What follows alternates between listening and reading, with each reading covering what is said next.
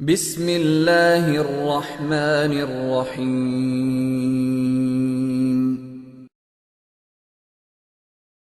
الحمد للہ نحمده ونستعینه ونستغفره ونؤمن به ونتوکل علیہ ونعوذ باللہ من شرور انفسنا ومن سیئات اعمالنا من يهده الله فلا مضل له ومن يضلل فلا هادي له ونشهد أن لا إله إلا الله وحده لا شريك له ونشهد أن سيدنا ومولانا محمدا عبده ورسوله أما بعد فأعوذ بالله من الشيطان الرجيم بسم اللہ الرحمن الرحیم محمد رسول اللہ والذین معه اشداء علی الکفار رحماء بینہم اللہم صلی علی محمد وعلی آل محمد کما صلیت علی ابراہیم وعلی آل ابراہیم انک حمید مجید اللہم بارک علی محمد وعلی آل محمد کما بارکت علی ابراہیم وعلی آل ابراہیم انک حمید مجید۔ ہر ابتدا سے پہلے ہر انتہا کے بعد، ہر ابتدا سے پہلے ہر انتہا کے بعد ذات نبی بلند ہے ذات خدا کے بعد۔ ہر ابتدا سے پہلے ہر انتہا کے بعد ذات نبی بلند ہے ذات خدا کے بعد۔ دنیا میں جس قدر احترام کے قابل ہیں لوگ، دنیا میں جس قدر احترام کے قابل ہیں لوگ، میں سبھی کو مانتا ہوں مگر مصطفیٰ کے بعد۔ نہ میں کا ذکر نہ پینے کی بات کرتے ہیں، میں کہتے ہیں شراب کو، نہ ہم شرابی ہیں نہ شراب کی باتیں کرتے ہیں۔ نہ میں کا ذکر نہ پینے کی بات کرتے ہیں، نہ میں کا ذکر نہ پینے کی بات کرتے ہیں، ہم اہل دل ہیں اور مدینے کی بات کرتے ہیں۔ نہ میں کا ذکر نہ پینے کی بات کرتے ہیں، ہم اہل دل ہیں اور مدینے کی بات کرتے ہیں۔ وہ مردہ دل ہیں جو قائل نہیں حیات النبی کے، وہ مردہ دل ہیں جو قائل نہیں حیات النبی کے، ہم زندہ دل ہیں اور جینے کی بات کرتے ہیں۔ معزز علماء کرام، میرے نہایت واجب الاحترام بزرگوں، مسلک اہل سنت والجماعت سے تعلق رکھنے والے وجود نوجوان دوستوں اور بھائیوں، آپ حضرات کی خدمت میں نے قرآن کریم کا ایک مختصر سا حصہ تلاوت کیا ہے۔ قرآن کریم کی اس مختصر سی تلاوت کی روشنی میں آپ حضرات کی خدمت میں آج کے جلسے میں 3 باتیں پیش کروں گا۔ نمبر 1 پیغمبر کی ذات، نمبر 2 پیغمبر کی بات، اور نمبر 3 پیغمبر کی جماعت۔ کتنی باتیں؟ 3 باتیں۔ مغرب کے بعد جلسہ اس لیے رکھا ہے کہ آپ کو بات سمجھ آئے۔ اگر آپ کو سمجھانا نہ ہوتا تو ہم بیان رات 11 بجے رکھتے، اس لیے جلدی رکھا ہے کہ آپ کو بات سمجھ آئے اور جاگتے جاگتے آپ بیان کو سنیں۔ تو میں 3 باتیں پیش کروں گا۔ نمبر 1 پیغمبر کی ذات، نمبر 2 پیغمبر کی بات، نمبر 3 پیغمبر کی جماعت۔ توجہ رکھنے۔ نمبر 1 پیغمبر کی ذات، نمبر 2 پیغمبر کی بات، اور نمبر 3 پیغمبر کی جماعت۔ پہلے سنیں پیغمبر کی ذات، پھر سنیں پیغمبر کی بات، اور پھر سنیں پیغمبر کی جماعت۔ جہاں تک پیغمبر کی ذات کا معاملہ ہے، اہل سنت والجماعت کا عقیدہ ہے، اللہ رب العزت نے عام انسان کو پیدا مٹی سے کیا۔ وہ مٹی جو زمین والی ہے، حضرت آدم سے لے کے عیسیٰ علیہ السلام انبیاء کو مٹی سے پیدا کیا۔ وہ مٹی جو جنت والی ہے، اور نبی الانبیاء کو پیدا مٹی سے کیا، وہ مٹی جو جنت الفردوس والی ہے۔ پہلی بات سمجھیں نبی کی ذات۔ نبی کی ذات کے بارے میں امتی کو خدا نے اس مٹی سے پیدا کیا جو زمین والی ہے، نبی کو اس مٹی سے پیدا کیا جو جنت والی ہے، سید الانبیاء کو اس مٹی سے پیدا کیا جو جنت الفردوس والی ہے۔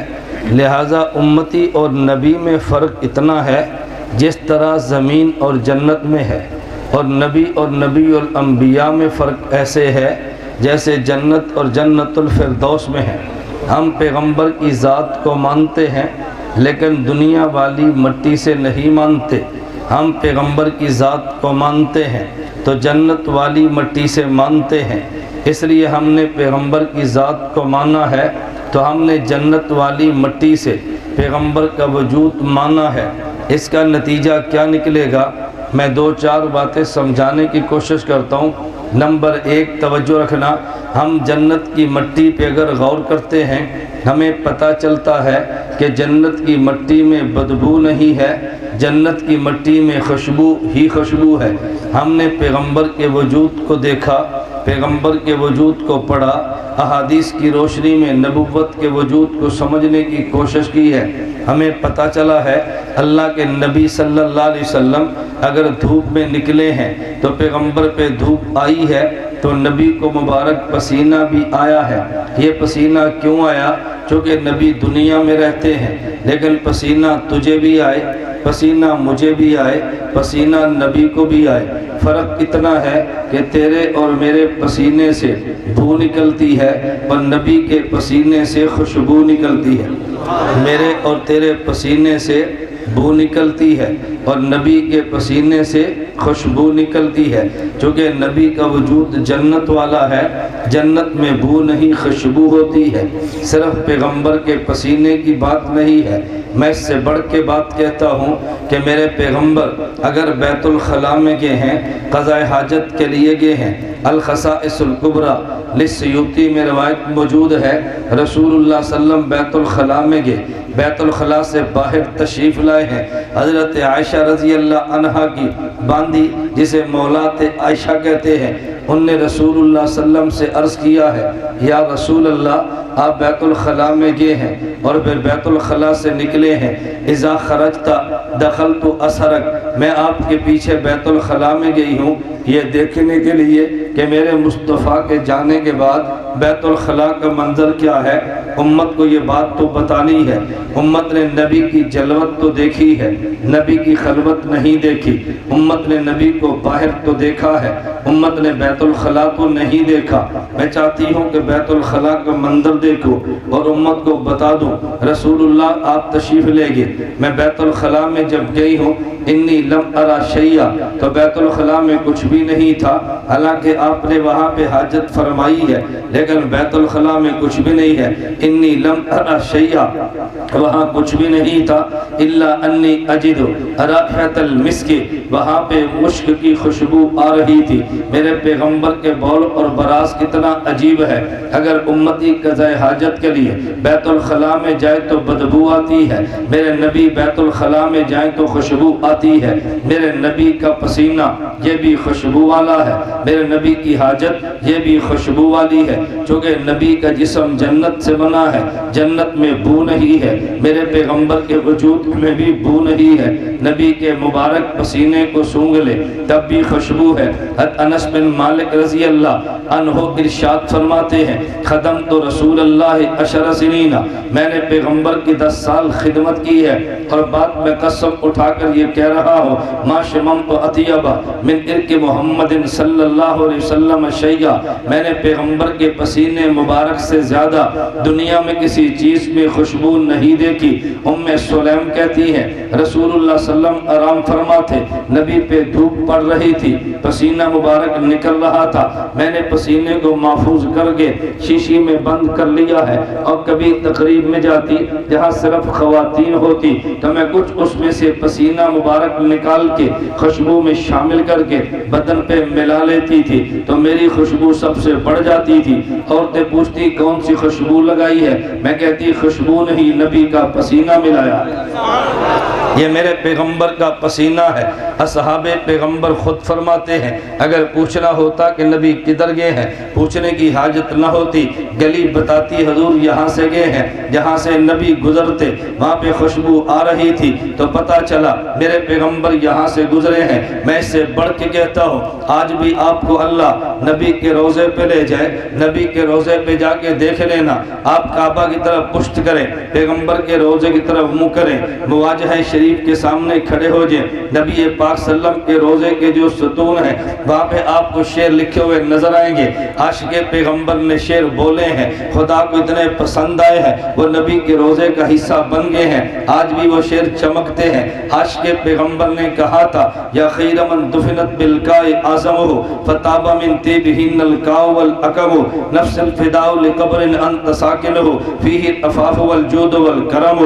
میں ایک شعر کا ترجمہ پڑھتا ہوں، دوسرا پھر اپنے موقع پہ چلے گا۔ انہوں نے کہا یا خیر من دفنت بالکاء اعظمہ فطاب من طیبہن الکاء والاکم، ہے میرے پیغمبر جس جگہ پہ آپ مدفون ہیں یہ دنیا کی تمام جگہوں سے اعلیٰ ہے، فطاب من طیبہن الکاء والاکم، یہ دنیا میں جس ٹیلے کو جس بلندی کو خوشبو ملی ہے آپ کے روزے اطہر کی برکت سے ملی ہے۔ حضرت شیخ الحدیث مولانا زکریا دیوبند کے ماتھے کا تاج ہیں، دیوبند کے سرتاج ہیں۔ شیخ الحدیث مولانا زکریا وہ شخص ہے اس امت میں پہلا وہ شخص جسے شیخ الحدیث کا لقب ملا ہے، یہ دیوبند کے شیخ الحدیث مولانا زکریا ہے جس کی فضائل اعمال دنیا میں چل رہی ہے۔ شیخ الحدیث مولانا زکریا نبر اللہ مرقدہ نے ترمذی شمائل ترمذی کی شرح لکھی ہے، اس میں ایک روایت بیان کی ہے، فرماتے ہیں ایک روایت یہ بھی ہے کہ دنیا میں جو گلاب کی خوشبو آئی ہے یہ میرے پیغمبر کے مبارک پسینے سے پیدا ہوئی ہے۔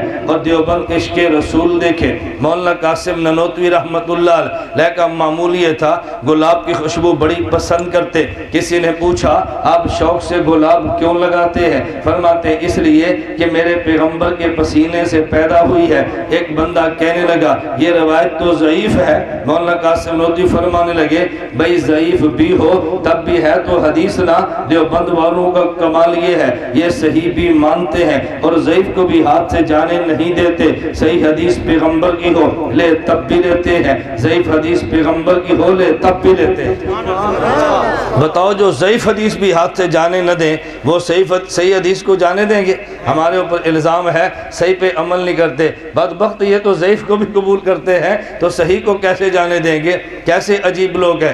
میں بتا رہا تھا میرے پیغمبر کے وجود اطہر سے خوشبو کیوں آ رہی ہے، اس لیے کہ میرے پیغمبر کا وجود جنت سے بنا ہے، جنت میں بدبو نہیں ہے تو نبی کے وجود میں بو نہیں ہے، نبی کے لعاب میں بو نہیں ہے، نبی کے پسینے میں بو نہیں ہے، نبی کے بول و براز میں بو نہیں ہے، پیغمبر کے ساتھ ملنے والے کپڑے میں بو نہیں ہے، میرے پیغمبر سراپے خوشبو ہے۔ توجہ رکھنا، میرے پیغمبر کا وجود جنت سے بلا، میں ذات پیغمبر کی بات کہتا ہوں، اگر تم جنت کے وجود کو دیکھو تو جنت میں بیماری نہیں ہے، جنت میں شفا ہی شفا ہے۔ حدیث مبارک میں ہے اللہ جنت میں اعلان فرما دیں گے یا اہل الجنہ ان تصحوا فلا تمرضوا ابدا، تم اگرچہ دنیا کی مٹی سے بنے ہو لیکن چونکہ جنت میں آگے ہو، اب جنت کے ماحول کا نتیجہ یہ ہے تمہیں کبھی بیماری نہیں لگ سکتی، تم ہمیشہ صحت مند رہو گے۔ نبی کا وجود جنت والا ہے، تائید تو یہ تھا نبی کے وجود پر کوئی بیماری نہ آتی،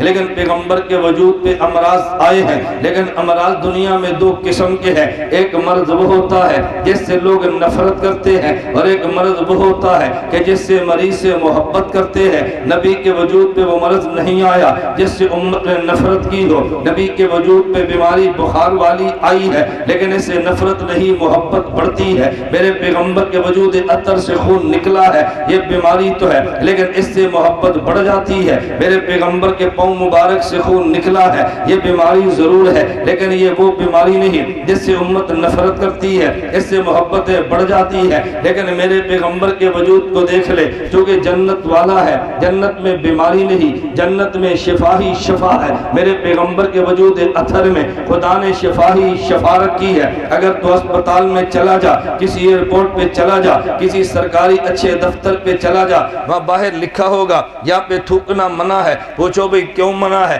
کہتے ہیں تھوک میں جراثیم ہوتے ہیں, اگر تھوک دیں گے تو بیماریاں پیدا ہوں گی. اس کا مطلب یہ ہے تیری اور میری تھوک میں وبا ہے, تیری اور میری تھوک میں بیماری ہے. لیکن میں نبوت کو دیکھتا ہوں, غزوہ خیبر میں جانا ہے, فرمایا آج علم اسے دوں گا, آج جھنڈا اسے دوں گا جو خیبر کا فاتح بنے گا. حضرت علی المرتضی رضی اللہ عنہ کو بلایا ہے, علی المرتضی کو بلا کے نبوت نے ہاتھ میں پرچم دیا, علی جاؤ خیبر میں جنگ کرو. حضرت علی المرتضی نے ادھر پیش کیا, حضور میری آنکھوں میں کچھ بیماری ہے. نبی نے لعاب مبارک علی کی آنکھ پہ لگایا, خدا نے فوراً شفا دی ہے. تیرا اور میرا تھوک گرے تو بیماری ہے, نبی کا لعاب مبارک گرے تو شفا بنتا ہے. رسول اللہ صلی اللہ علیہ وسلم غار میں ہے, صدیق اکبر کی گود ہے, میرے نبی کا سر ہے, حضور صدیق کی گود میں سر رکھ کے آرام فرما رہے ہیں. صدیق اکبر نے ساتھ غار کے سارے سوراخوں کو بند کیا ہے. ایک سوراخ اگر کھلا تھا تو سیدنا صدیق اکبر رضی اللہ عنہ نے اپنی چادر کو لے کے پھاڑ دیا ہے, اس میں سوراخوں میں چادر ڈال کے اس کو بند کیا. ایک سوراخ کھلا ہے تو صدیق یوں بیٹھے ہیں, اپنی ایڑی سوراخ کے آگے رکھی ہے, نبوت کے لیے اپنی گود پیش کر دی ہے. میرے نبی آرام فرما رہے تھے, باہر سے موذی ڈس رہا تھا, صدیق اکبر کی ایڑی کو ڈسا ہے لیکن صدیق اکبر رضی اللہ عنہ نے ذرہ برابر بھی اپنے پاؤں کو حرکت نہیں دی ہے کہ میرے نبی کی نیند خراب نہ ہو جائے. ان کی اپنے پاؤں کو حرکت نہیں دی ہے. میں ایک جملہ کہنے لگا, توجہ رکھنا, ادھر صدیق کی گود ہے, میرے نبی کا سر ہے, صدیق نے گود کو حرکت نہیں دی. ایک غزوے میں تم نے منظر سنا ہے, میرے پیغمبر گئے تھے, امی عائشہ بھی ساتھ تھی, ان کا ہار گم ہو گیا ہے, ہار تلاش کرتے بڑی دیر لگی ہے. رسول اللہ وہاں پہ تشریف فرما ہے, آرام کرنے لگے. حضرت عائشہ نے گود پیش کر دی ہے, نبی نے سر رکھا ہے تو غار میں دیکھ تو صدیق کی گود ہے, نبی کا سر ہے. اگر اس غزوے اور جہاد میں دیکھ لے, صدیقہ کی گود ہے اور نبی کا سر ہے. صدیق اکبر نے بیٹی کو ڈانٹا اور ڈانٹ کے کہا تیری وجہ سے تاخیر ہوئی ہے. دیکھو حضرت عائشہ میری اور تیری ماں ہے لیکن صدیق کی تو بیٹی ہے, صدیق تو بیٹی کو ڈانٹ رہا ہے, تیری وجہ سے تاخیر ہوئی ہے. حدیث مبارک میں ہے, امی عائشہ خود فرماتی ہے آتبنی ابو بکر, حضرت ابو بکر رضی اللہ عنہ نے مجھے ڈانٹا ہے اور میری یہاں پسلی میں ہاتھ دبایا ہے. امی عائشہ فرماتی ہے درد تو مجھے بھی ہوئی ہے لیکن میں حرکت نہیں کی. لا یمنعنی من التحرک الا مکان رسول اللہ صلی اللہ علیہ وسلم راس اللہ فخذی, مجھے درد ہو رہا تھا, میں حرکت نہیں دیتی کہ میری گود میں نبوت کا سر ہے, ادھر صدیق کی گود ہے اور نبی کا سر ہے. سانپ ڈستا ہے لیکن صدیق حرکت نہیں کرتے کیونکہ نبی کو دکھ نہ ہو. پتہ یہ چلا اگر صدیق کو دیکھ لے تو وہ بھی دکھ برداشت کرتا ہے, نبی کی حفاظت کے لیے وہ دکھ برداشت کرتا ہے, نبی کے سکون کے لیے. اگر صدیقہ کو دیکھ لے تو وہ بھی دکھ برداشت کرتی ہے, نبوت کی سہولت کے لیے. پتہ یہ چلتا ہے صدیق بھی عاشق پیغمبر ہے, صدیقہ بھی عاشق پیغمبر ہے, صدیق بھی ترجیح نبی کو دیتا ہے, صدیقہ بھی ترجیح نبی کو دیتی ہے. دکھ جیلا ہے لیکن نبوت کو تکلیف ہونے نہیں دی. صدیق اکبر رضی اللہ تعالی عنہ نے اپنی گود میں حضور کا سر رکھا ہے, حضور آرام فرما رہے ہیں, باہر سے موذی نے ڈسا ہے. صدیق اکبر نے حرکت تو نہیں کی لیکن پتہ کیسے چلا, نبوت کی آنکھ کھلی ہے. آنکھ یوں کھلی کہ صدیق اکبر رضی اللہ عنہ کو اتنی شدت سے درد ہوا, سانپ کے ڈسنے کی وجہ سے وہ درد برداشت نہ کر سکے, ان کی آنکھوں سے آنسو نکل پڑا. حضور کا چہرہ دیکھ رہے تھے, آنکھ سے آنسو گرا اور نبوت کے چہرے پہ آ کے وہ آنسو گرا ہے. حضور کی آنکھ کھلی ہے اور فرمایا صدیق کیا ہوا؟ کہ حضور مجھے پاؤں میں بڑی درد ہے, مجھے لگتا ہے کچھ ہوا ہے. صدیق پاؤں تو نکالو, دیکھا تو سانپ نے ڈسا ہے. توجہ رکھنا, حضرت ابو بکر صدیق رضی اللہ عنہ کی ایڑی پہ سانپ ڈس رہا ہے لیکن صدیق ایڑی کو حرکت نہیں دیتے, آنکھ سے آنسو گرا ہے. نبوت کے چہرے پہ لگا ہے، حضور کی آنکھ کھل گئی ہے۔ اب سوال پیدا ہوتا ہے حضرت صدیق نے اپنے آنسوں کو روکا کیوں نہیں؟ جب ادھر ایڑی کو حرکت نہیں دیتے نبی کے آرام کے لیے تو آنسوں کو روک لیتے، آنسوں کو پوچھ لیتے، صاف کر لیتے، اپنا منہ ادھر کر لیتے۔ اس کا مطلب یہ تھا کہ صدیق اپنے محبوب کے دیدار میں اتنا مگن تھا، صدیق کو پتہ چلا ہی نہیں ہے میری آنکھ سے آنسو نکل کے نبوت کے چہرے پہ گرا ہے۔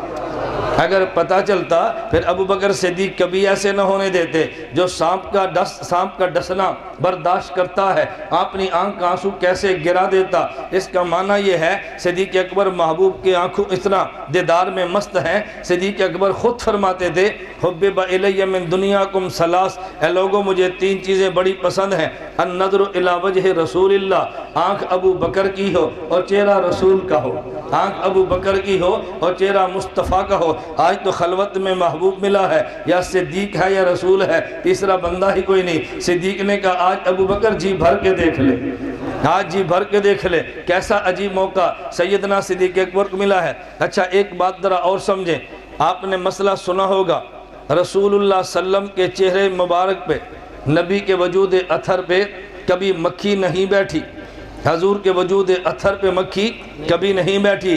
کیوں نہیں بیٹھی؟ اس لیے کہ مکھی ناپاک جگہوں پہ بھی بیٹھتی ہے۔ اگر مکھی نبی کے وجود پہ آتی ہے تو لوگ اعتراض کرتے دیکھ ایسا پاک نبی ہے اس کے بدن پہ ناپاک مکھی بیٹھی ہے۔ اگر ناپاک مکھی سے خدا نے ہمیشہ پیغمبر کو بچایا ہے تو پھر صدیق کا آنسو نبی کے چہرے پہ کیوں گرایا ہے؟ اس بات کی دلیل ہے صدیق بھی پاک ہے، صدیق کا آنسو بھی پاک ہے۔ اگر یہ صدیق کا آنسو پاک نہ ہوتا تو رسول اللہ کے چہرے پہ کیوں گرتا؟ سیدنا صدیق اکبر رضی اللہ عنہ نے ضبط کیا ہے، آنکھ سے آنسو گرا، نبی پاک صلی اللہ علیہ وسلم کے چہرے پہ لگا ہے، حضور اٹھے ہیں، صدیق کیا ہوا؟ کہا جی میری ایڑی میں درد ہے۔ فرمایا ادھر لاؤ۔ رسول اللہ صلی اللہ علیہ وسلم نے ابو بکر صدیق کی ایڑی پہ اپنا لعاب مبارک لگایا ہے۔ تیری اور میری تھوک ہو تو بیماری بڑھ جاتی ہے، نبوت کی لعاب ہو تو سانپ کے ڈسنے کی بیماری بھی ختم ہو جاتی ہے۔ نبی کا وجود جنتی شفا والا ہے، نبی کے لعاب میں شفا ہے۔ ایک رافضی کہنے لگا میں اس بات کو نہیں مانتا، میں واقعہ نہیں مانتا، یہ واقعہ عقل کے خلاف ہے۔ میں نے کہا کیوں نہیں مانتا؟ کہتا جی میں نہیں مانتا۔ میں نے کہا بھی دلیل پیش کر، ہم تیری دلیل کا جواب دیں گے۔ اہل سنت دلائل دیتے بھی ہیں، رفض کے دلائل کے جواب بھی دیتے ہیں۔ کہا جی عقل نہیں مانتی۔ میں نے کہا عقل کیوں نہیں مانتی؟ کہتے رسول اللہ کا مقام زیادہ ہے یہ ابو بکر صدیق کا۔ میں نے کہا رسول اللہ کا مقام زیادہ ہے، ان کے مقابلے میں حضرت صدیق اکبر کی کیا حیثیت ہے؟ کہتے ہیں پھر آپ ذرا غور تو کرو نا، آپ کہتے ہو لعاب اللہ کے نبی کا ہے اور ایڑی ابو بکر صدیق کی ہے۔ یہ عجیب بات یہ ہے، اتنے اعلیٰ مقام والا نبی اور اس کے لعاب کو تم نے کہاں لایا؟ صدیق کی ایڑی اور پاؤں پہ؟ یہ تو نبی کے لعاب کی توہین ہے، نبی کے لعاب کی بے ادبی ہے۔ تم نے نبی کے لعاب کو صدیق کی ایڑی پہ لگا دیا ہے، ہم نہیں مانتے۔ میں نے کہا تو نے ایک جہت کو دیکھا ہے، دوسری جہت کو نہیں دیکھا۔ ہمیں سنی بھی کہتے ہیں،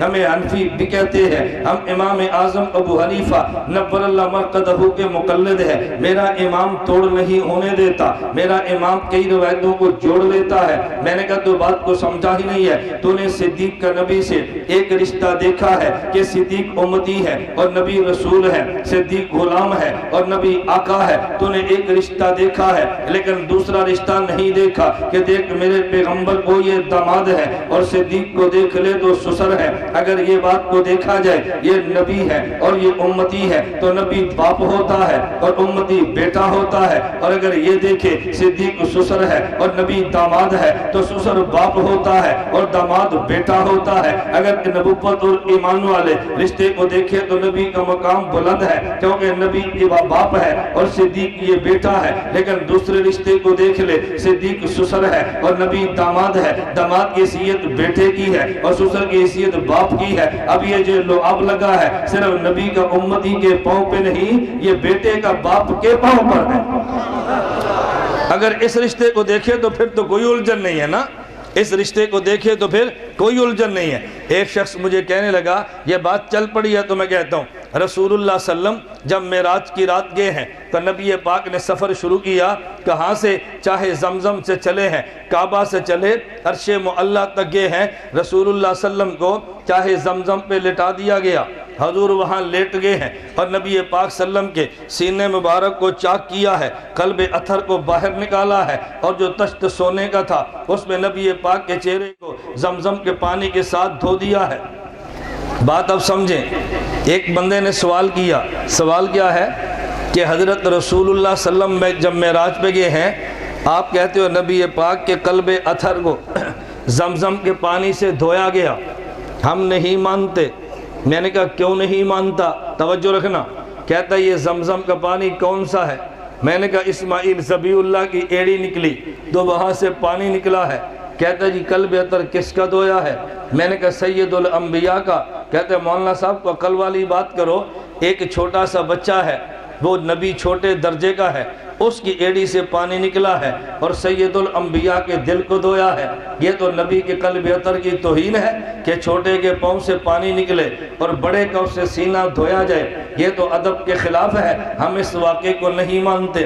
میں نے کہا تو نے یہ تو دیکھا ہے اسماعیل بھی نبی ہے، رسول اللہ بھی نبی ہے، وہ صرف نبی ہے، یہ سید الانبیاء ہے، وہ صرف نبی ہے، یہ امام الانبیاء ہے، وہ صرف نبی ہے، یہ نبی الانبیاء ہے، وہ صرف نبی ہے، یہ تاج الانبیاء ہے، وہ صرف نبی ہے، یہ خاتم الانبیاء ہے۔ تو نے یہ تو دیکھا ہے، لیکن یہ نہیں دیکھا حضرت صلی اللہ علیہ وسلم بیٹے ہیں اور اسماعیل جد امجد ہے، اسماعیل کی نسل میں سے رسول اللہ صلی اللہ علیہ وسلم ہے۔ اگر یہ بات دیکھے کہ یہ بڑے نبی اور وہ چھوٹے نبی، پھر تو میں خلاف ادب مان لوں گا، لیکن جب یہ دیکھے کہ نہیں باپ کی ایڑی سے پانی نکلا ہے، اس سے بیٹے کا قلب اتھر دھویا ہے، تو یہ خلاف ادب نہیں عین ادب ہے۔ یہ خلاف ادب نہیں بلکہ عین ادب ہے۔ میں کہتا ہوں آپ مسجد میں آؤ، آگے کون ہے؟ قاری صاحب، پیچھے کون ہے؟ ابو جی۔ تو جب مسجد میں آئیں گے تو مصلی پہ کون کھڑے ہوں گے؟ ابو جی یا حافظ صاحب؟ قاری صاحب، مولوی صاحب؟ ابو جی نہیں، ابو جی پیچھے کھڑے ہوں، امام آگے کھڑا ہو۔ لیکن جب مسجد سے باہر نکلیں گے، اب جوتا ابو جی نے اٹھانا ہے یا قاری صاحب نے؟ بتاؤ۔ اور ابا جی جوتی چکڑی نانا اب قاری صاحب اٹھائیں۔ یہ جتنا بڑا بھی قاری ہو اس باپ کا بیٹا ہے، ہسپتال میں جا، بیٹا ڈاکٹر ہے تو چیک اپ ڈاکٹر نے کرنا ہے، باپ نے نہیں کرنا۔ لیکن جب رات کو گھر آئے تو ابا جی نے پاؤں نہیں دبانے، یہ ڈاکٹر نے دبانے ہیں۔ بھئی ایک نسبت نہیں، دونوں دیکھو۔ مصلی کی باری ہے تو امام آگے ہے، جب مسجد سے باہر نکلے تو پھر امام نے باپ کی جوتی اٹھانی ہے۔ جب بیت المقدس میں جمع ہے، اسماعیل پیچھے ہے، میرے نبی آگے ہے، یہ رتبے کی بات ہے۔ اور جب دھونے کی باری آئی، اسماعیل باپ ہے، ان کی ایڑی سے پانی نکلا، حضور بیٹا ہے، بیٹے کے قلب اتھر کو دھویا گیا۔ اسے خلاف ادب نہیں عین ادب کہتے ہیں، اسے خلاف ادب نہیں عین ادب کہتے ہیں۔ چلیں میں تو بات سمجھا رہا تھا پیغمبر کی ذات کے بارے میں کہ نبی کے لعاب میں خدا نے شفا رکھی ہے۔ میں نے کہا رسول اللہ صلی اللہ علیہ وسلم نے حضرت علی کی آنکھ پہ لعاب لگایا، خدا نے شفا دی ہے۔ صدیق کی ایڑی پہ لعاب لگایا، خدا نے شفا دی ہے۔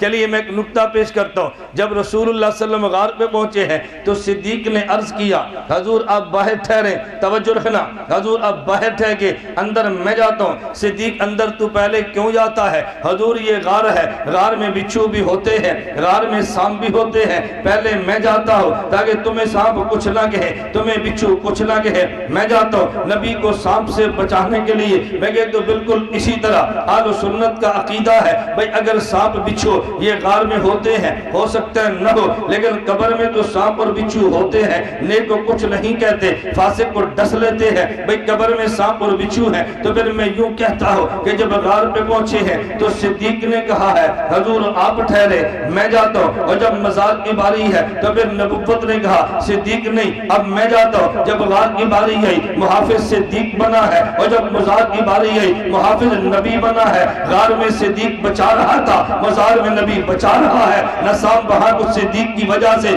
نبی کو کہہ سکا، جہاں نبی کی وجہ سے صدیق کو کہہ سکا۔ اگر غار میں محافظ صدیق بنا ہے تو بازار میں محافظ نبی بنا۔ اسے مولویوں کی زبان میں کہتے ہیں تل کا بتل کا، مولویوں کی زبان میں کیا کہتے ہیں؟ تل کا بتل کا، اور پنجابی کہتے ہیں ادلا بدلا۔ بھائی جیسے صدیق نے کیا ہے رسول اللہ نے وفا کی ہے۔ صدیق اگر غار میں تو محافظ ہے، لا مزار میں میں محافظ ہوں، یہاں سانپ کو تو نے روکا ہے تو مزار میں میں روکتا ہوں۔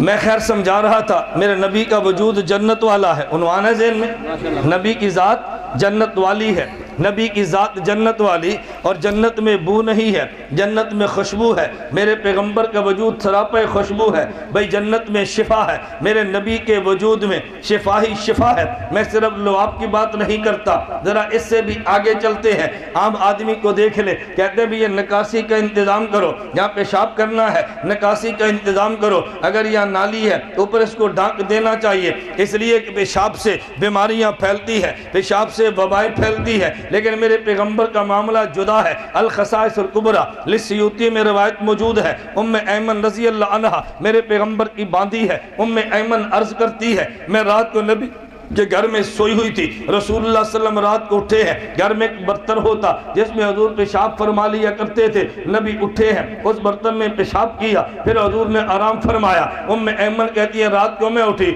قمت وانا تشانت، اور مجھے پیاس لگی تھی، میرے پاس پانی مجھے نظر نہیں آیا، تو میں نے وہ برتن جس میں رسول اللہ کا پیشاب موجود تھا فشربت ما فیہ، اس میں جو نبی کا بول مبارک ہے اس کو میں نے پی لیا ہے۔ فلما اصبح اخبرتہ، جب صبح ہوئی ہے تو میں نے حضور کو بتایا، حضور رات میں نے آپ کا بول پی لیا ہے۔ ضاحکہ رسول اللہ صلی اللہ علیہ وسلم مسکرا پڑے اور فرمانے لگے، اللہ کے نبی نے فرمایا ام ایمن میری بات کو سن لے، لن تشتکیا بطنک بعد یومک ھذا، آج کے دن کے بعد کبھی تیرے پیٹ میں بیماری نہیں لگ سکتی، تیرے عمر پیشاب میں وبا ہے، نبی کے بول میں شفا ہے۔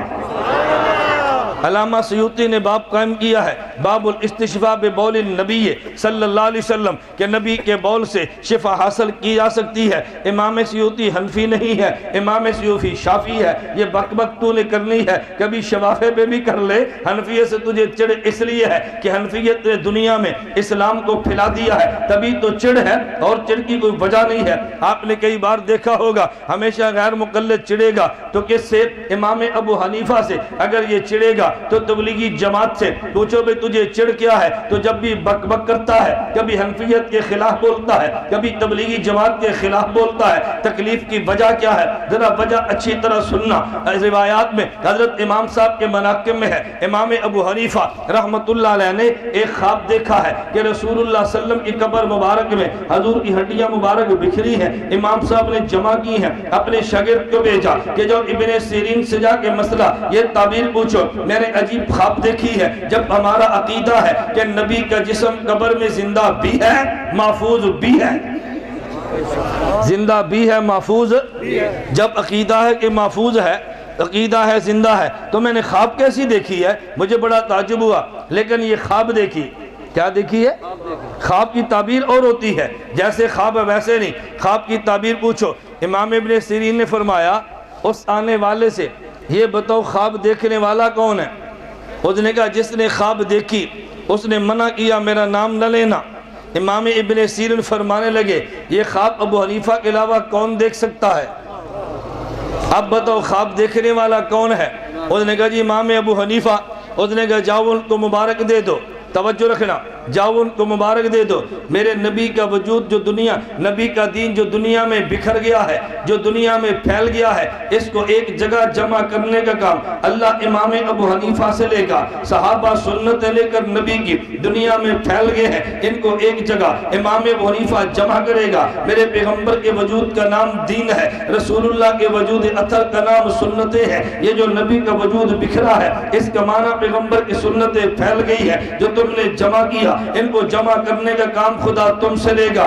آج امام ابو حنیفہ نے کام کیا کیا ہے؟ پیغمبر کی سنتوں کو ایک جگہ پہ جمع کیا ہے۔ تبلیغی جماعت نے کیا کیا ہے؟ جب سنتیں مٹ گئی ہیں انہوں نے زندہ کیا ہے، جب سنتیں پھیل گئی ہیں ابو حنیفہ نے جمع کیا ہے، جب سنتیں مٹ گئی ہیں تبلیغی جماعت نے زندہ کیا ہے۔ تو جو سنت کا دشمن ہے یا امام ابو حنیفہ کی مخالفت کرے گا یا تبلیغی جماعت کی مخالفت کرے گا، دیوبند والوں تمہیں مبارک ہو، جب سنت دنیا میں بکھری ہے تو جمع ہمارے امام نے کی ہے، جب دنیا میں سنتیں مٹی ہیں تو جمع ہماری جماعت نے کی، جمع بھی ہم نے کیا۔ اور جمع بھی ہم نے کیا اور زندہ بھی اب دشمن سنت کا مخالفت تو کرے گا نا، آپ دل کیوں چھوٹا کرتے ہیں؟ اب اس نے مخالفت کرنی ہے، اور تبلیغی جماعت سے عداوت نہیں ہے، عداوت نبی کی سنت سے ہے۔ تبلیغی جماعت کیا کرتی ہے؟ بھائی نماز نہیں پڑھتے پڑھ لو، داڑھی نہیں ہے رکھ لو، پگڑی نہیں ہے باندھ لو، زکات نہیں دیتے دے دو، یہ کوئی جرم ہے؟ کہیں گے نہیں، سانو دعوت دین دیو، جاؤ ہندوانو جا کے دعوت دیو، اسی مسلمان سانو دعوت دینا آئے ہو۔ میں نے کہا بیٹا گرم نہ ہو، تو سمجھا ہی نہیں ہے، تیرے پاس کیوں آئے ہیں، تم ذرا بات سمجھنا۔ میں نے کہا بیٹا تو بات کو سمجھا ہی نہیں ہے، کہتا رہی کیا مطلب؟ میں نے کہا ناراض نہ ہونا، ایک جرم ہندو کرتا ہے، ایک جرم مسلمان کرتا ہے، دونوں میں جرم کیا ہے؟ ہندو مصطفیٰ کو نہیں مانتا، توجہ، ہندو مصطفیٰ کو نہیں مانتا اور مسلمان مصطفیٰ کی نہیں مانتا، اسے کہتے ہیں مصطفیٰ کو مان لے، تجھے کہتے ہیں مصطفیٰ کی مان لے، اسے کہتے ہیں مصطفیٰ کو مان لے اور تجھے کہتے ہیں مصطفیٰ کی مان لے، اسے دعوت اور ہے تجھے دعوت اور ہے۔ ہم نے یہ تو نہیں کہا تم نے کلمہ نہیں پڑھا، ہم نے کہا کلمہ پڑھا ہے بیٹا، کلمے پہ عمل نہیں کیا، اسے کہتے ہیں کلمہ پڑھ لے، تجھے کہتے ہیں کلمے پہ عمل کر لے۔ تو اس کو دعوت دینا غلط بات ہے؟ یہ تو کوئی جرم کی بات نہیں ہے۔ اور بھئی بات ٹھیک ہے یا غلط ہے؟ میں مثال دوں پھر تمہیں بات ہے جلدی سمجھ آئے۔ جو لڑکا دوڑے اور نکاح نہ کرے تو ماں باپ کیا کہتے ہیں؟ پتر تو بیاہ کر لے، ایسے ہی ہے۔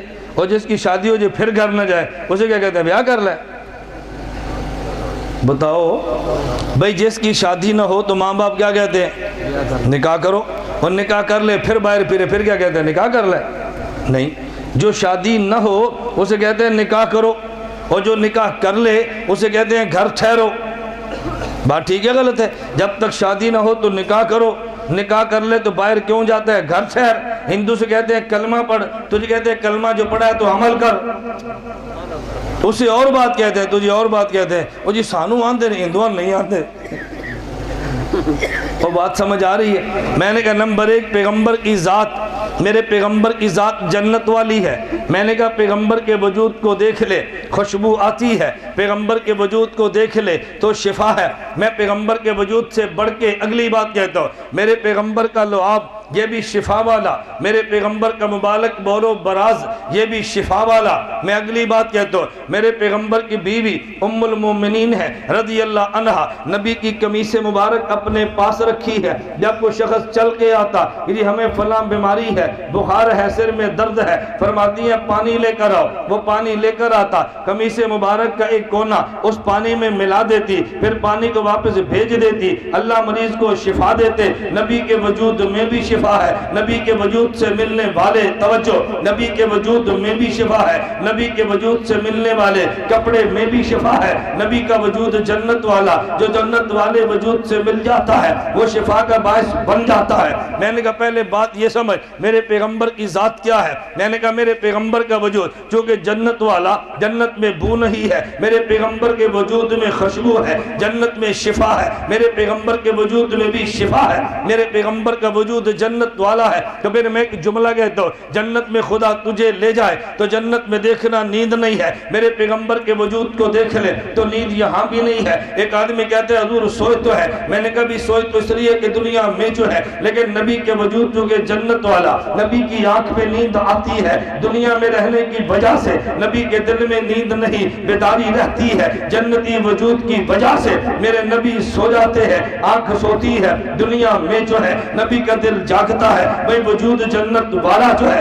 امی عائشہ نے پوچھا یا رسول اللہ، یا رسول اللہ آپ سوئے تھے، آپ نے اٹھ کے وطر پڑے، آپ نے تو وضو کیا ہی نہیں ہے۔ فرمایا عائشہ اینایا تناما نے ولا ینام قلبی، میں نبی تو میں محمد تو نبی ہوں، جب نبی سو جائے نبی کی آنکھ سوتی ہے، نبی کا دل جاگتا ہے، اس لیے اگر امتی سو جائے تو سونے سے وضو ٹوٹ جاتا ہے، نبی سو جائے تو وضو نہیں ٹوٹتا۔ ذرا خیال رکھنا، تمہیں کئی چور ایسے ملنے ہیں، میں مذاق نہیں کرتا، تمہیں کئی چور ایسے ملنے ہیں یہ فجر میں ملیں گے۔ مجھے بھی کل کی بات ہے، اللہ گواہ ہے، میں یہ قسم اٹھا کر تمہیں واقعہ سناتا ہوں، میں جھوٹ نہیں بولتا۔ مجھے ایک تبلیغ والا ملا اور کہہ رہا تھا مولوی صاحب مسئلہ تو بتاؤ۔ میں نے کہا کیا ہوا؟ کہتے ہیں فلاں مسجد میں گئے، مسجد غیر مقلدین اہل حدیث وہابیوں کی مسجد تھی، میں ان کی مسجد میں گئے تو میں نے عجیب منظر دیکھا، ہم تہجد پڑھ رہے تھے، تہجد پڑھ میں بیٹھے، ہم ذکر میں لگے ہیں، تلاوت میں لگے ہیں، مسجد کا امام آیا، اذان اذان دی اور اذان کے بعد مسجد میں سو گیا، خراٹے لے رہا تھا، مقتدی آئے اٹھایا اور اٹھ کے مصلی پہ چلا گیا۔ بھائی کیوں؟ کہتے ہیں نبی سوئے وضو نہیں کیا، مصلی پہ گئے ہیں تو میں وضو نہیں کرتا، مصلی پہ جاتا ہوں، یہ نبی کی حدیث ہے۔ میں نے کہا اپنا منہ تو دیکھنا، میرے پیغمبر کا وجود جنت والا، تیرا وجود مٹی والا، تو سوئے تو وضو ٹوٹ جاتا ہے، نبی سوئے تو وضو نہیں ٹوٹتا۔ ان چوروں پہ نگاہ رکھنا، یہ یوں حدیثیں سنا کے تمہیں برباد کریں گے، اور یہ حدیث میں آیا ہے، اور بابا یہ تو سمجھ یہ حدیث تیرے لیے نہیں ہے، یہ حدیث تو میرے مصطفیٰ کے لیے ہے صلی اللہ علیہ وسلم۔ بعض روایات امتی کے لیے نہیں ہوتی، وہ پیغمبر کے لیے ہوتی ہے۔ میرے پیغمبر نے 4 سے زیادہ بیک وقت نکاح کیے ہیں، کوئی امتی نہیں کر سکتا، کیونکہ مصطفیٰ کا معاملہ اور ہے اور امتی کا معاملہ اور ہے۔ میری بات توجہ سے سمجھنا، نکاح کی بات آئی ہے، میں ایک جملہ کہہ دیتا ہوں، ایک وجود نبی کا ہے، ایک وجود تیرا ہے۔ امتی کے وجود میں وجود ایک مرد والی طاقت ہوتی ہے، نبی کا معاملہ یوں نہیں ہے۔ آپ روایات اٹھا کے دیکھ لیں، اللہ نبی کو جنت کے 40 مردوں کی طاقت دیتا ہے، اور جنت میں ایک مرد کو خدا دنیا کے 100 مردوں کی طاقت دیتا ہے۔ نبی کے وجود میں 4000 مردوں کی طاقت ہے۔ اب مجھے بتا، جس کے وجود میں 4000 مردوں کی طاقت ہے، اگر وہ 11 سے نکاح کرتا ہے، یہ شہوت والا نہیں ہے، یہ تو خدا کے حکم والا ہے۔ طاقت 4000 مردوں کی ہے، نکاح 11 سے کرتا ہے۔ بھئی تیرا معاملہ الگ ہے، نبی کا معاملہ الگ ہے، نبی کا وجود جنت والا، تیرا وجود زمین والا۔ جنت والے وجود کی خاصیات اور ہوتی ہے اور دنیا والے وجود کی خاصیات اور ہوتی ہے۔ نبی کو اللہ جب آپ کو جنت ملے جائے تو جنت میں نیند نہیں ہے، میرے نبی کا وجود جنت والا، تو نبی کے وجود میں بھی نیند نہیں ہے۔ آگے چلیے، جنت میں جاؤ گے، ادھر جنت میں اللہ اعلان فرما دیں گے، ان جنت والوں سے کہہ دو اب تمہیں زندگی دی ہے، فلا تموتوا ابدا، اب تم نے مرنا نہیں ہے۔ تو نبی کا وجود تو جنت والا ہے، پھر چاہیے تو یہ تھا نبی کے وجود پر بھی موت نہ آتی، لیکن نبی کے وجود پہ موت آئی ہے۔ کل نفس ذائقۃ الموت کا وعدہ جو ہے نبی کے وجود پہ موت آئی ہے۔ انک میت کا وعدہ جو ہے نبی کے وجود پہ موت آئی ہے۔ کل شیء ہالک الا وجہہ، یہ وعدہ جو ہے نبی کے وجود پہ موت آئی ہے۔ کل من علیہا فان، یہ وعدہ جو ہے، لیکن نبی کی موت الگ ہے، تیری موت الگ ہے۔ نبی کا وجود جنت والا، تیرا وجود زمین والا ہے۔ نتیجہ یہ نکلا ہے کہ جنت میں جا تو نیند نہیں ہے، نبی کے وجود کی آنکھ پہ نیند ہے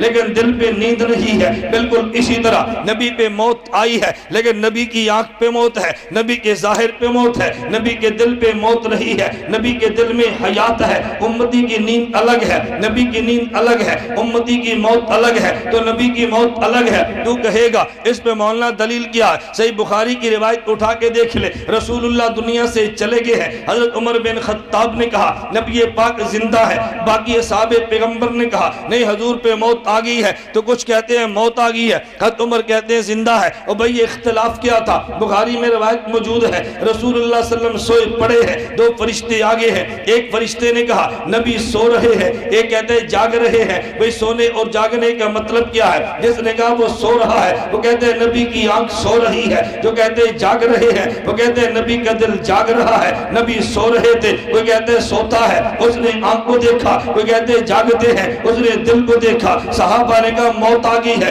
نبی کی آنکھ کو دیکھا، عمر نے کہا زندہ ہے، نبی کے دل کو دیکھا ہے۔ نبی سو جائے تو آنکھ سوتی ہے، دل جاگتا ہے، نبی پہ موت آ جائے تو آنکھ پہ موت ہوتی ہے، دل میں حیات رہتی ہے۔ نبی کا وجود تو جنت والا ہے۔ نعرہ نہیں بھئی تقریر سنو، نعرہ نہیں تقریر سنو، نعرہ تو بندہ تامر ہوئے وہ دلائل مک جان دے، ٹائم بہت ہے، دلائل ہے کوئی نہیں، 5-7 نعرے مرواؤ، 10 واری سبحان اللہ کھواؤ، 3 واری ماشاءاللہ کھواؤ، تھوڑا جا آگے کرو تھوڑا جا پیچھے کرو، کوئی 10 منٹ تے گزرن دینا۔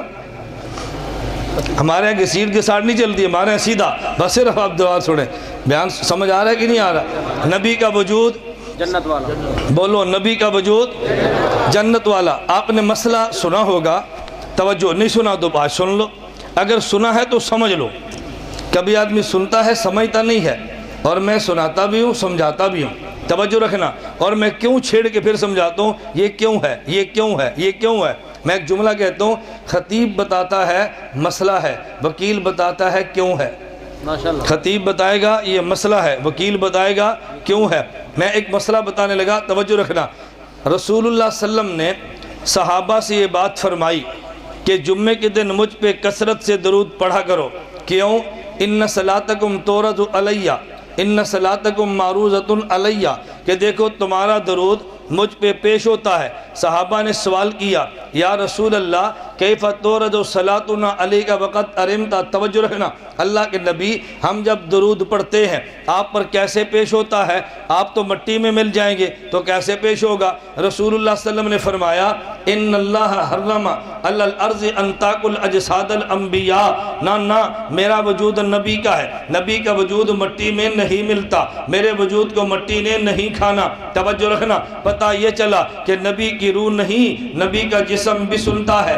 کیوں؟ صحابہ نے کہا تھا یا رسول اللہ ہمارا درود آپ کیسے سنیں گے، آپ تو مٹی میں مل جائیں گے۔ حضور فوراً فرما دیتے میرے جسم نے تھوڑا ہی سننا ہے، میری روح نے سننا ہے۔ فرمایا نہیں، میرے جسم کو خدا نے مٹی پہ حرام کر دیا ہے۔ اس کا معنی یہ ہے، صحابہ نے سوال اس لیے کیا، وہ سمجھتے تھے کہ بدن نے سننا ہے اور بدن کو تو مٹی کھا جاتی ہے۔ مسئلے کا پتہ نہیں تھا کہ نبی کے وجود کو نہیں کھاتی، لیکن ذہن تو یہی تھا کہ بدن نے سننا ہے، تبھی تو کہا بدن مٹی میں مل جائے گا، تو کیسے سنیں گے؟ نبوت نے فرمایا نہیں، میرے وجود کو مٹی نہیں کھا سکتی۔ اس سے پتہ چلا صحابہ کا نظریہ بھی یہی تھا، جو ہم نے صلاۃ پڑھنی ہے نبی کے وجود نے سننی ہے۔ نبوت کا نظریہ بھی یہ تھا کہ جس نے درود پڑھنا ہے نبی کے جسم نے سننا ہے، اور جو یہ کہ نبی کا جسم نہیں سنتا، صرف روح سنتی ہے، نہ وہ نبی والا ہے نہ وہ صحابہ والا ہے، نہ وہ نبی والا ہے نہ وہ صحابہ والا ہے۔ میں اب کیوں پہ بات کرنے لگا ہوں؟ بھئی اللہ کے نبی صلی اللہ علیہ وسلم نے فرمایا کہ نبی کے وجود کو مٹی نہیں کھاتی۔ میں کہتا ہوں کیوں نہیں کھاتی؟ توجہ، کیوں نہیں کھاتی؟ میں دلیل کا جواب میں دلیل دے چکا ہوں، اگر آپ کے ذہن میں ہے بھئی اس لیے نہیں کھاتی کہ جس مٹی میں ہم نے دفن کیا ہے یہ مٹی تو زمین والی تھی، اور نبی کا وجود تو اس مٹی والا نہیں ہے، نبی کا وجود تو جنت والا ہے، تو جنت والے وجود کو مجھے بتائیے مٹی کیسے کھائے گی؟ یہ نبی نے اعلان فرما دیا ہے میرے وجود کو دنیا کی مٹی نہیں کھا سکتی ہے، لیکن جب پیغمبر کے وجود سے یہ دنیا کی مٹی بھی مل جاتی ہے پھر اس مٹی کا مقام یوں بنتا ہے۔ دیوبند کا نظریہ ہے وہ قبر کی مٹی جو پیغمبر کے وجود سے مل جاتی ہے وہ کعبہ سے بھی اعلیٰ ہے، خدا کی کرسی سے بھی اعلیٰ ہے، خدا کے عرش سے بھی اعلیٰ ہے، خدا کے عرش سے بھی اعلیٰ ہے۔ میرا دوست تو نے تو دیوبند کو سنا ہی نہیں ہے، اگر سن لیتا تو یہ دیوبند جبڑ عاشق پیغمبر ملتا ہی نہ۔ ہم نے یا سیرت کو بیان کیا نہیں ہے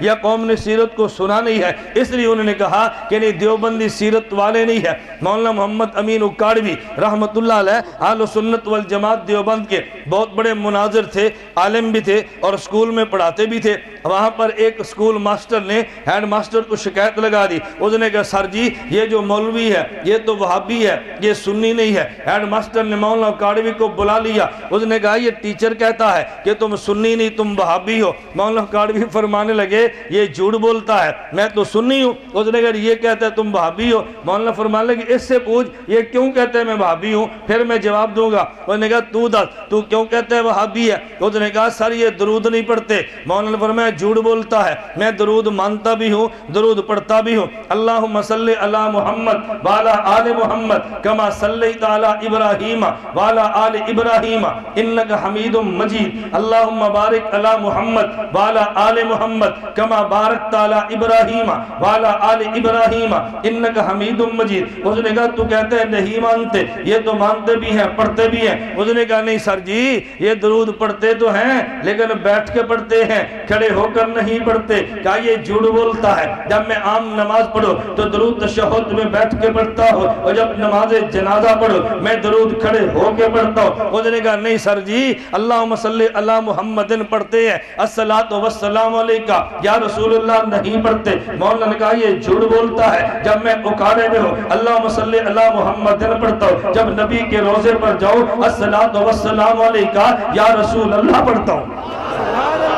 تمہیں کس نے کہا نہیں پڑھتے؟ میں تو دونوں پڑھتا ہوں۔ اس نے کہا جی مولانا صاحب اب یہاں یہ پڑھتے ہیں وہاں وہ پڑھتے ہیں، اس میں فرق کیا ہے؟ مولانا کاڑوی کا جواب سنیں۔ فرمایا دیوبند کا نظریہ ہے درود پیغمبر کی خدمت میں ہدیہ ہے، اور ہدیے کا ضابطہ یہ ہے کہ باپ یہ 42,000 میں رہتا ہے اور بیٹا جدہ میں رہتا ہے، وہاں سے وہ اپنے باپ کو کمبل دینا چاہے تو پھینکتا نہیں ہے، آنے والے سے کہتا ہے یہ کمبل لے جاؤ میرے ابو جان کو دے دینا، یہ چادر لے جاؤ میری امی جان کو دے دینا۔ لیکن جب جدہ سے 42,000 آتا ہے، ابو جان سے کہتا ہے یہ کمبل لے دیجئے، امی جان سے کہتا ہے یہ چادر لے دیجئے۔ جب دور ہو تو کمبل بھیج دیتا ہے، جب دور ہو تو چادر بھیج دیتا ہے، جب قریب آئے تو پیش کر دیتا ہے۔ دیوبند والے بھی کہتے ہیں ہم تو بڑے چھوٹے ہیں، نبی بہت بڑے ہیں، تو دور سے تحفہ بھیجا جاتا ہے اور قریب جا کر خدمت میں پیش کیا جاتا ہے۔ ہم جب دور ہوتے ہیں اللہم صلی علی محمد کہہ کے نبی کے روزے پہ درود بھیج دیتے ہیں، اور جب نبی کے روزے پہ جاتے ہیں تو یا رسول اللہ کہہ کے پیش کر دیتے ہیں۔